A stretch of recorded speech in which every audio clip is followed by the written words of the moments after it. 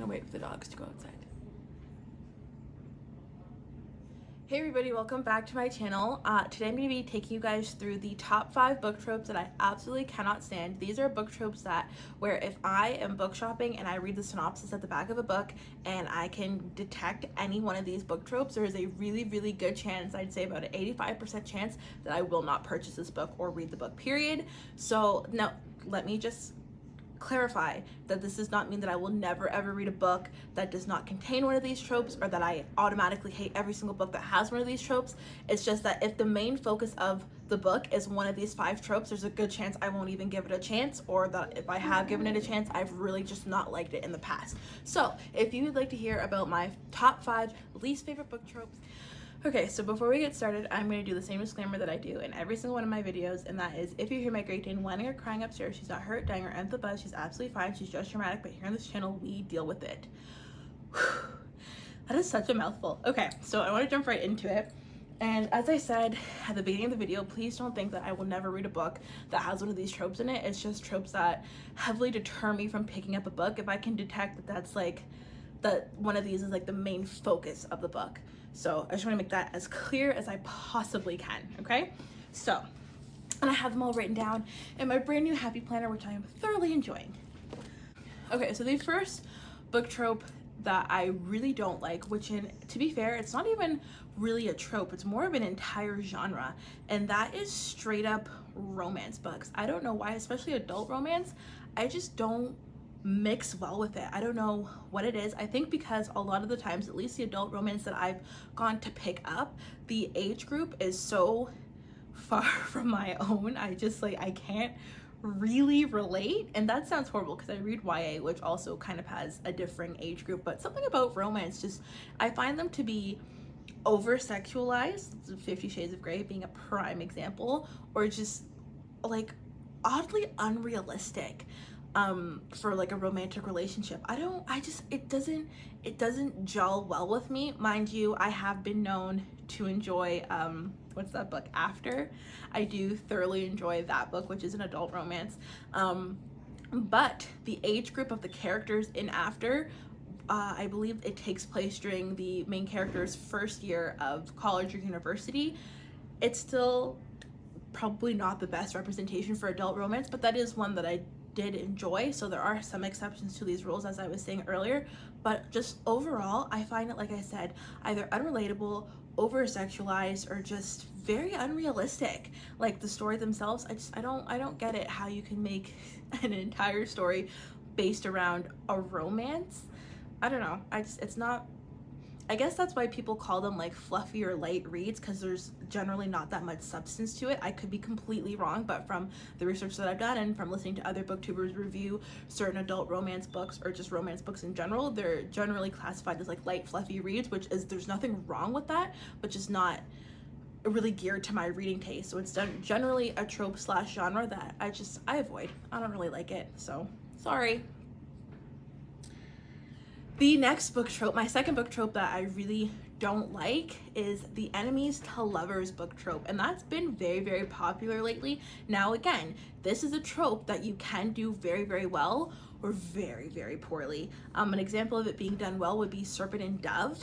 That's a really good example of it, and again, because it's not the main focus of the book. Now, while in Serpent and Dove the enemies to lovers storyline is pretty prevalent, there's a lot of stuff going on around it that actually pushes it to be quite palatable, I think. In fantasy, I think it's done better than in contemporary. I find when enemies to lovers is done in contemporary, it's very forced, and again, very unrealistic. Now, obviously, when you're reading fiction, you have to have a suspension of disbelief to some degree, but for contemporary, I don't really like to have a wide range of a suspension of disbelief, and I find with enemies to lovers I have to have that. Like I said, I think it's very forced, and I'm also, again, for me personally, I'm the type of person where if I make up my mind on somebody, it's quite difficult for me to change my mind. So I'm thinking, for me personally, if I were to meet someone and couldn't stand them, the likelihood of me not only becoming friends with them but then falling in love with them is very slim. So to read about it is just like, you should have just went with your first instinct. Like, why? So, and it's also, again, prevented me from picking up books like Unhoneymooners, I believe, is an enemies to lovers, and The Hating Game is an enemies to lovers. And I've actually heard really poor reviews about The Hating Game, so I'm assuming the enemies to lovers was not done well. But yeah, that's my second book trope that I don't like. For my third book trope that I absolutely cannot stand, and it's probably one of my most hated book tropes, that would be having either useless parents or very lax parents. And this is one that you literally can't avoid in YA fiction. Like, you can't. It's pretty much in damn near every YA fantasy or YA contemporary that I can think of, the parents are either very useless or very lax. Like, the first one that comes to mind for me is A Good Girl's Guide to Murder. The main character was not only actively researching a murder, but going on these wild goose chases that could have very well got her killed at every single turn, and her parents knew nothing. And I don't want to hear the whole, like, teenagers are very secretive, blah, blah, blah. No. Like, you should have at least some idea of what your child is doing. Another example that I'm trying to think of, the book that I literally, like, my most hated book of the year so far, The Geography of Lost Things. So the main, like, this girl literally goes on a road trip with her ex in a car that she can't drive to go and search or trade up to get a sum of at least $30,000, and her mom knows nothing.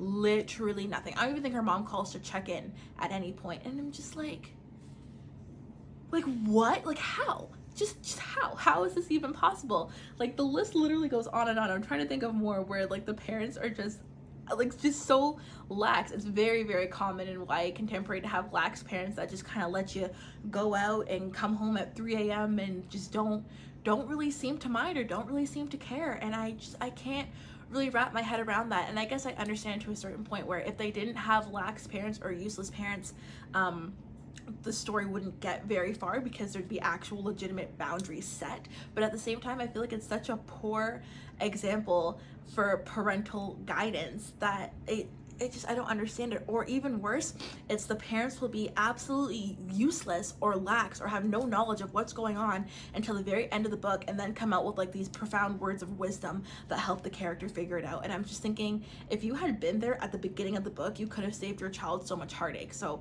that is just a trope that I really don't mesh well with at all, but again is very unavoidable.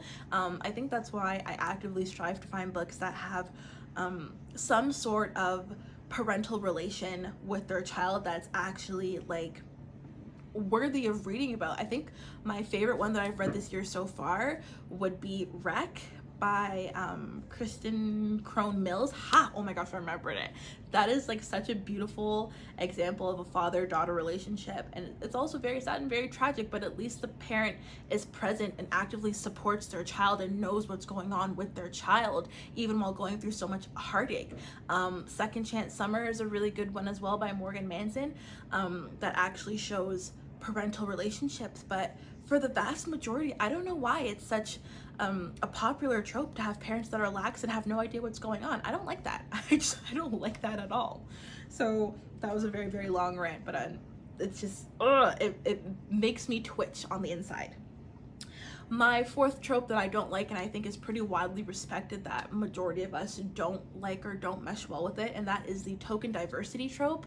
And it's annoying because you usually can't sense token diversity from reading the synopsis, but I find, especially this year, as I'm reading along, if I sense token diversity, I will drop a book, DNF it just like that. Like, I'm not playing around with it at all. Token diversity, if you don't know, is essentially where you just throw in a character of color just to say that you did. The character is usually a secondhand character that has no character building, no real personality traits, no real backstory. They're just kind of thrown in there. And I really it's very disheartening to read about because it paints the picture that, like, people of color are just very one-dimensional and don't really have a backstory or anything valuable to give to a story. So the second I sense token diversity, book is gone. So there's that one as well. And is that the fourth one? Oh my gosh, that's the fourth one. We're blowing through these. My fifth and final book trope that I absolutely cannot stand is a love triangle. I know this is going to be a controversial one because lots of people love triangles, but I don't like it. It kind of goes up there with the romance one, But to have an entire book centered around a love triangle, I'm just like, how did you even get a plot for that? Like, how? And it's prevented me from picking up the book Odd One Out by Nick Stone, and I'm so sad because I love Nick Stone as a writer. I think I might just kind of bite the bullet and pick it up and see how she's done it, because again, you can do a love triangle very well. I think The Hunger Games is a shining example of a love triangle, mainly because it's not the focus of the book, and one of the people in the love triangle, i.e. Katniss, is kind of really cold and a little bit mean. I really like that a lot. So that is a really nice way to do a love triangle. But then again, like I said, when the love triangle is the whole purpose of the book, it's just like why? Just why? I don't know. When I think of love triangles, I find them to get really messy, like the Archie, Betty, and Veronica situation, or even Steph and Elena and Damon situation. Very messy and just melodramatic, and just like kind of makes my brain melt a little bit. I don't know. Love triangle is just, again, I'm sure you can do it well, but it's just not, I'm not the one for it. Some adult there's a whole series that I won't read because it's a love triangle, and that's the Selection series. I have had that series be recommended to me, I can't even count how many times. And I know that there is a love triangle that is very prevalent in the book, and I won't touch it. I just have no desire to even think to pick it up. So yeah, that. Alright guys, so I know today's video was relatively short, but I just kind of wanted to do one that was short and sweet. I know it's reading rush time, so everybody is really trying to hammer in with their reading rush TBRs, and I just kind of wanted to give you guys a light, fun video. So stay tuned for part 2 of this video, which will come on Thursday, and that's my top 5 book tropes that I love.